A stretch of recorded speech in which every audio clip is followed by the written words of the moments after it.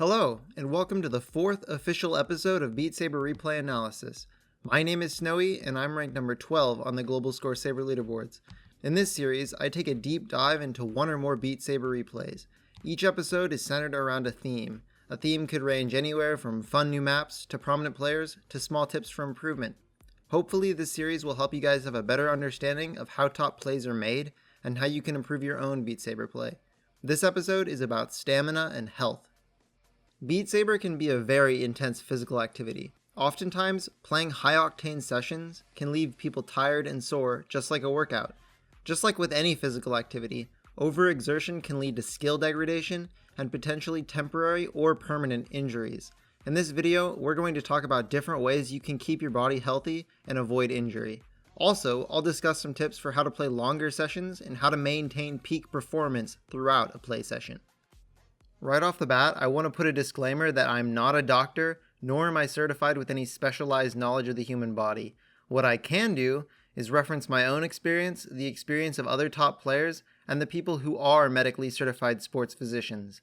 If you decide to use any of the tips given in this video, please take caution and listen to the signs your body is giving you. If you feel pain, stop immediately. Don't overexert yourself unnecessarily. With that disclaimer out of the way, let's get into the video. The first thing I want to do is set up the scenario. Why is stamina and health even important? Let's say you're rank 1000. You can pass lots of expert and hard difficulties of ranked maps, but you struggle to keep up with expert plus.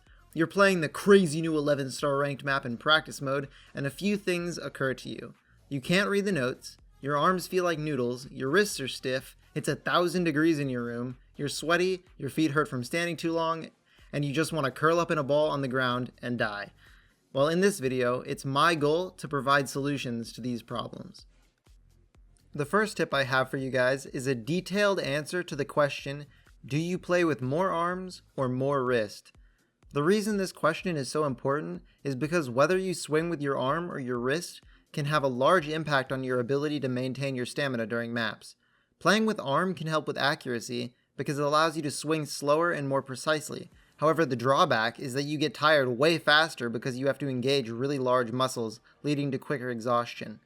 Playing with wrist can help with speed and stamina, but it will likely be less accurate because you're just flicking your wrist into the notes. And if you have absolutely no idea what I'm talking about, here are some examples.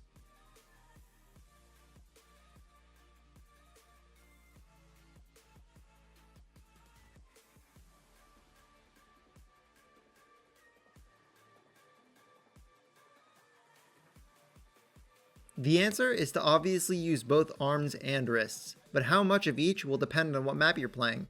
If you try to use lots of arm on a speed map or a doubles map like Break or Twisted Drop Party, you're going to get tired very quickly. On the other hand, if you just always default to using lots of wrist, you'll likely not have good accuracy. The key is adaptability. Be able to adapt to the speed of the map you're playing with how you swing your sabers. My second tip is the magic solution that I tell everyone when they're having stamina problems. Change your in-game height settings. In the player settings, there's a player height section. There's a little checkbox that says automatic player height. This box will automatically calculate the height of your headset from the floor and adjust the height of the blocks in the game accordingly. The problem is, in some cases, this is too low. It might set the blocks at such a height that you have to hold your arms at chest or even shoulder level to play. If you feel like your shoulders are the first things to get tired when playing, this is likely the problem. The solution is to manually calculate your height. First, uncheck automatic player height. Then you will see a little ruler button. When you click it, it will record the height of your headset from the floor and adjust the height of the notes to your own height. If you crouch down and click the ruler, you can trick the game into thinking that you're shorter than you actually are. Then, when you stand back up to play, the blocks will be much lower than normal, and you don't have to hold your arms so high anymore. This tip is extremely useful for playing maps that have a whole lot of notes in the top row. My third tip is how to deal with sweat. If you're like me, you sweat all over the place while playing, and it's a miracle your VR even still turns on. If you're having trouble with sweating, there are a couple things you could try. Number 1, buy a box fan.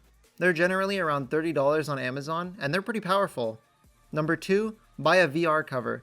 These things are lifesavers. It's a cloth that you put over your headset, you can remove it, wash it in the sink, and dry it with the box fan you just got. Also, in my experience, these things absorb way more sweat than the default face padding. I've had the same one for about a year now, with no issues. Lastly, there are some other fun solutions like VR and Chill, which could work as well. I'll link all this stuff in the description below. Also, just an afternote, Cube Community is not sponsored by any of these products. For this next tip, I'm going to bring in a friend who's going to talk about warming up, stretching, recovery, and foam rolling. Hey, what's up guys? My name is Tino. You may know me as a washed up PP farmer, but I also used to be a bodybuilder and an online trainer for a few years, so today I'm going to share some wisdom on how you can maintain a healthy body and avoid injury. While playing Beat Saber, your body is very vulnerable to injury if not warmed up properly, the most common injury being to the shoulders and wrists. In addition to this, exercising muscles for extended periods of time without proper rest and recovery can also lead to injury. First, let's talk about warming up. The main focus of warm-up for Beat Saber is the upper body and particularly the shoulder joints. Start with dynamic stretches and exercises rather than static stretches, and you always want to get your heart rate up beforehand. Here are some demonstrations.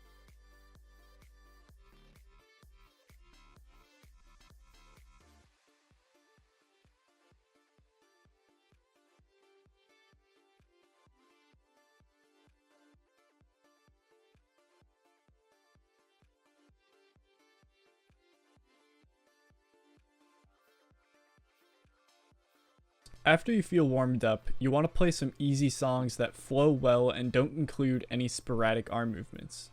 Next, I'm going to talk about recovery.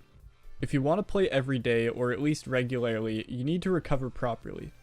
Stretching is crucial, and even your diet has a huge impact on your recovery time. Although keep in mind that if you don't already exercise regularly, it can take weeks for your body to get used to the constant muscle strain and begin fully recovering overnight. Not only that, but your central nervous system always needs one full day per week to recover properly. After you exercise, you should then do some static stretches. Here are some examples.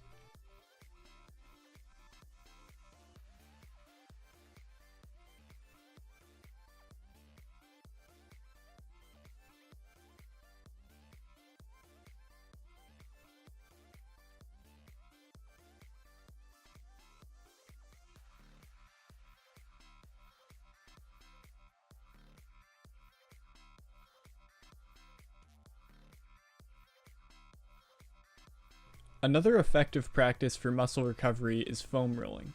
Foam rollers are cheap and versatile. You can even substitute a foam roller with something like a lacrosse ball or even two lacrosse balls taped together to create what's called a peanut roller.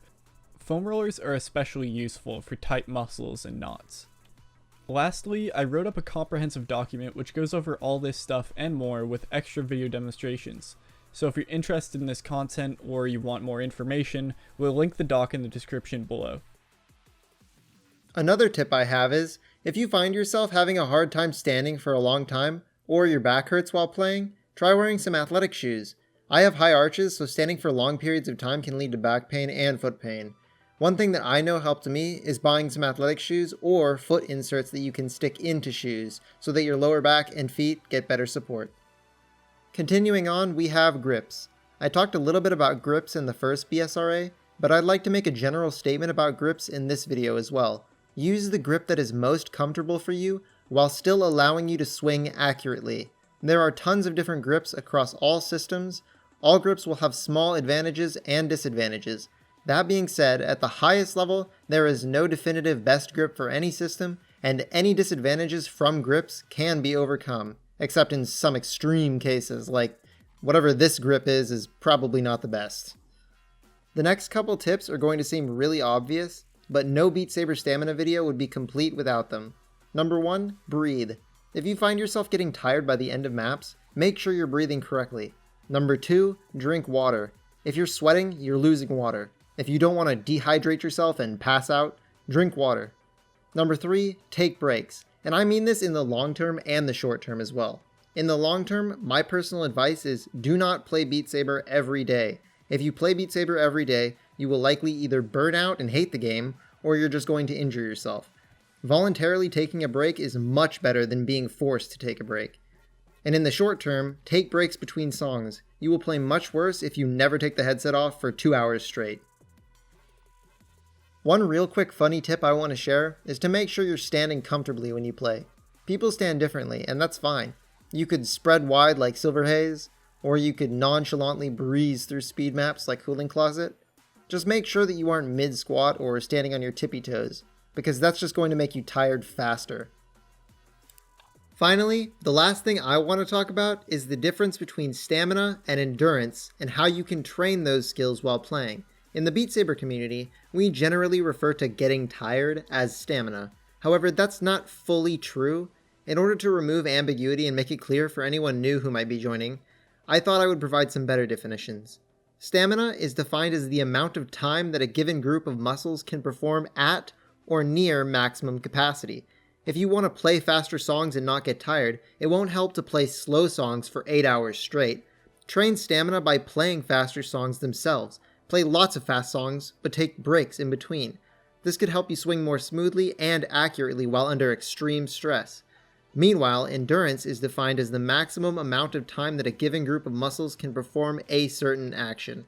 If you want to play Beat Saber for longer, maybe pull back on the throttle and play less difficult songs, but work on playing for a longer time.